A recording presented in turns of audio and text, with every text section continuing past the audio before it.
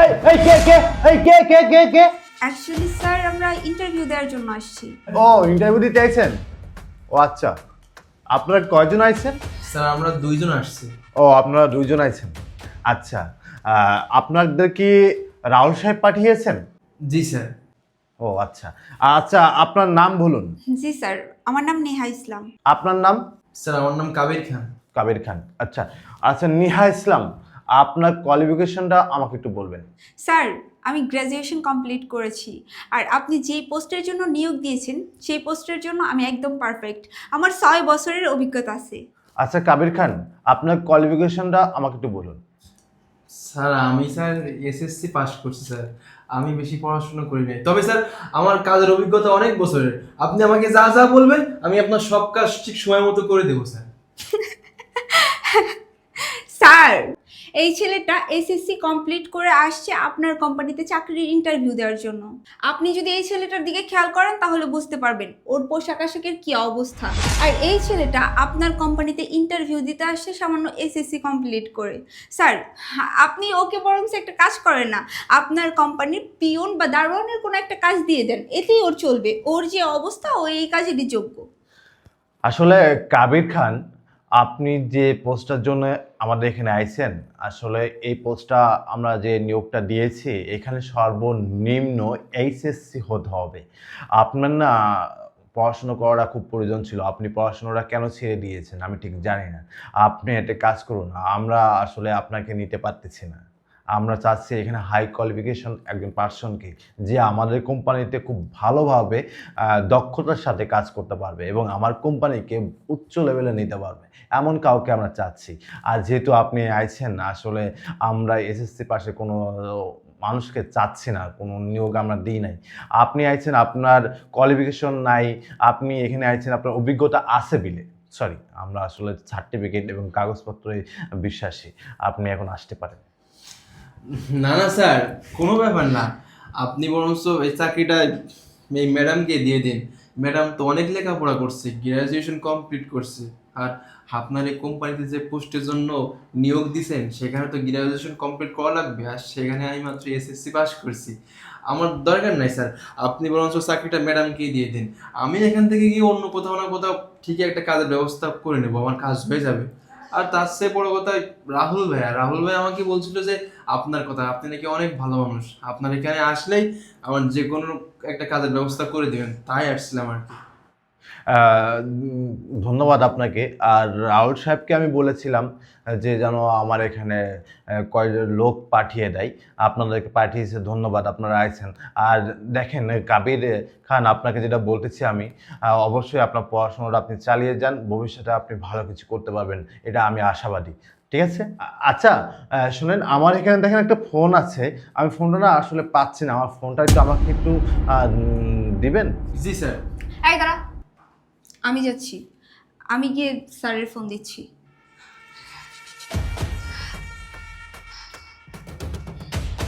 এই যে স্যার আপনার ফোন। ধন্যবাদ আপনাকে। কি ব্যাপার, আপনি স্যারের টেবিল থেকে টাকা কেন নিলেন? হ্যাঁ চুপ, একদম চুপ, একটা কথা বলবি না। স্যারের টেবিল থেকে টাকা নিচ্ছি তো কী হয়েছে? স্যার তো অনেক, স্যার কি সব কিছু দেখতেছে নাকি? তোর কারণে যদি স্যার কিছু বুঝতে পারেন তাহলে কিন্তু তোর খবর আছে। যাই হোক, তোর কি টাকা লাগবে? টাকা লাগলে বল, এখান থেকে এক বান্ডিল তুই রেখে দে। না না না, আমার এই টাকা লাগবে না, এই টাকা আপনি রাখেন। আমি জীবনে এরকম কাজ করিনি আর কখনো করবও না। রাস্তায় রাস্তায় ভিক্ষা করে খাইলেও আমি পরের টাকা কেন নিব? না না, দরকার নেই, এটা আপনি রাখেন। ভালো হয়েছে, তুই একদম খুব সৎ মানুষ, এটা বুঝাইতেছিস না? ঠিক আছে, তোর নেওয়া লাগবো না, কিন্তু এমন কোনো আচরণ করবো না যার কারণে স্যার কোনো সন্দেহ হয়। স্যার যদি কোনোভাবে সন্দেহ করে না তাহলে কিন্তু তোর খবর আছে। কি ব্যাপার, আপনারা কি মানে কি কথা বলতেছেন? না না স্যার, কিছু না। ওকে বলছিলাম যে ঠিক আছে তাহলে তুমি চলে যাও। ও আচ্ছা, আপনারা একটু ওয়েট করুন এখানে, আমি একটু বাইরে যাব। আচ্ছা, আপনারা কেউ আছেন, আমাকে একটু বাইরে নিয়ে যাবেন? আসলে আপনারা তো জানেন আমি চোখে দেখি না, আমি তো অন্ধ, প্লিজ আমাকে একটু ধরে দেন না। এই তুই এখানে দাঁড়িয়ে দাঁড়িয়ে কী দেখছিস? যা স্যারকে ধরে নিয়ে বাইরে দিয়ে আয়, যা। স্যার স্যার ও কাবির সাহেব, আপনাকে ধন্যবাদ। স্যার কাবির সাহেব, এদিকে স্যার। আমি তো সাবধানে স্যার স্যার। ও, আসলে কি আমি তো অন্ধ, এই জন্য আমার সব থেকে বড় সমস্যা হয়ে যায়। আপনি একটু আমাকে নিয়ে আসুন। সাবধানে স্যার। এক মিনিট স্যার।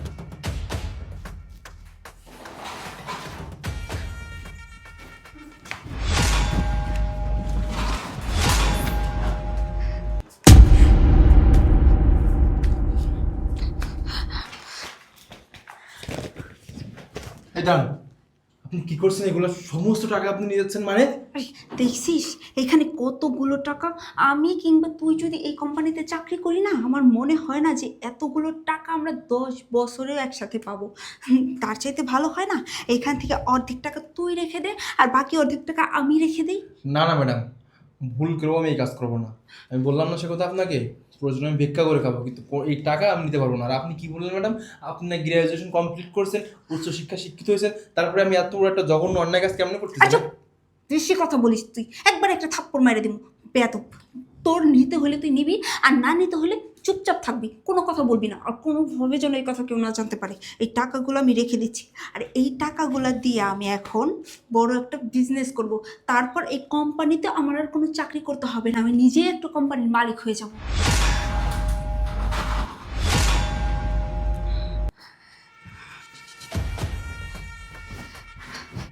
স্যার কিছু মনে না করলে একটা কথা বলতাম।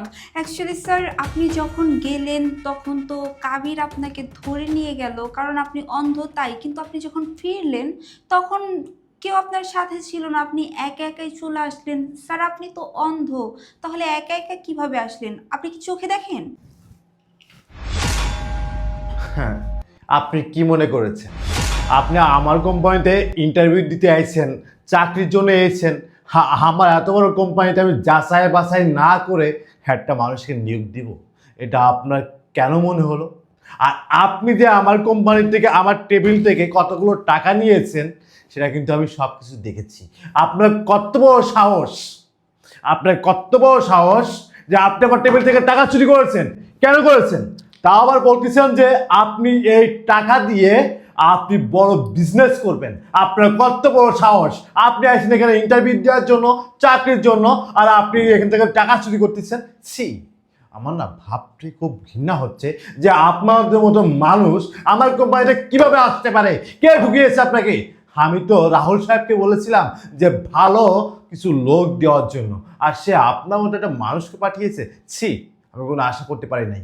আর আপনি তো একটা এডুকেশন পার্সন, কিন্তু আপনার কাছ থেকে তো এগুলো আমরা আশা করিনি। আর আপনার পাশে একটা ছেলে দাঁড়িয়ে আছে, তাকে দেখেন, সে হয়তোবা আপনার মতো হাই কোয়ালিফিকেশন শিক্ষিত না, কিন্তু ওই মানুষটার ভিতরে না, ওই মানুষটার ভিতরে একটা কোয়ালিফিকেশন আছে, যে কোয়ালিফিকেশন না আমাদের কোম্পানির যোগ্য বলে মনে হচ্ছে। কেন মনে হচ্ছে জানেন? দেখেন, আপনি এতগুলো টাকা চুরি করেছেন আমার টেবিল থেকে। এই টাকা চুরি করে নিয়ে যাওয়ার পরে ওই মানুষটাকে আপনি টাকার অফার করেছেন, কিন্তু ওই মানুষটা না একবারের জন্যও না সে রাজি হয়নি। আরও তাকে আপনি অনেক ধরনের লোভ দেখিয়েছেন।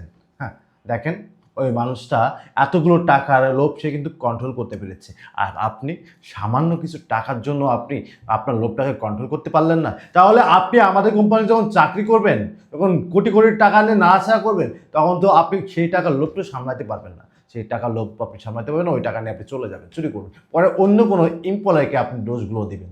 ছি, আসলে না আপনাকে দেখলে শিক্ষিত মনে হচ্ছে, আপনাকে দেখলে না খুব ভদ্র মেয়ে হচ্ছে, কিন্তু আপনি শিক্ষিত হয়েছেন, পড়াশোনা করেছেন, সার্টিফিকেট অর্জন করেছেন, কিন্তু আপনি সুশিক্ষা অর্জনটা করতে পারেন না। আসলে মানুষ বলে না আমি শিক্ষিত দাবি করে না, সার্টিফিকেট অর্জন করে শিক্ষিত দাবি করে। আসলে এই মানুষগুলো না একদমই অশিক্ষিত, খালি শিক্ষা অর্জন করলে না শিক্ষিত বলে না।